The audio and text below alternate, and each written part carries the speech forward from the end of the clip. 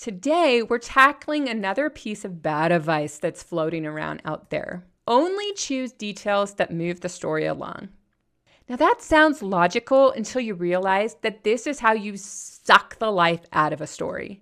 So let's talk about what details really matter and why some of the best ones don't move the story forward at all. Look, I'm all for making a story flow. I believe in strong settings, describing people well enough that readers can see them, giving context to actions so they actually make sense.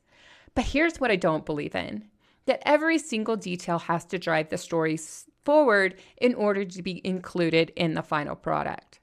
That's not how real life works or memory works, and it's not how the best family histories are written. So let me ask you something. Would you leave out the fact that your great-grandmother was left-handed because it doesn't move the story along? Or that your grandmother was always stirred her hot chocolate clockwise because it doesn't tie into the theme? What about the way your dad always rolls his sleeves before getting serious about something? Do those details drive the story forward? No. But do they make the story feel real? Absolutely. Now, if this whole idea sounds familiar, it's because it's the same problem we talked about in the video about themes.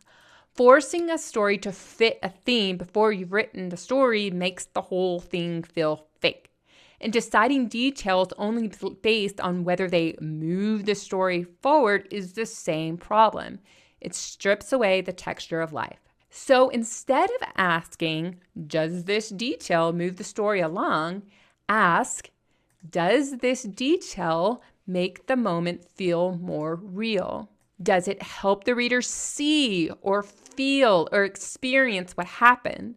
Does the detail matter to you? Because let's be honest, that's how you decide what details to include. So my tip is don't just pick details that move the story forward. Instead, pick details that bring the story to life. That will be how you write a family history that feels like a wonderful story that you want to read again and again.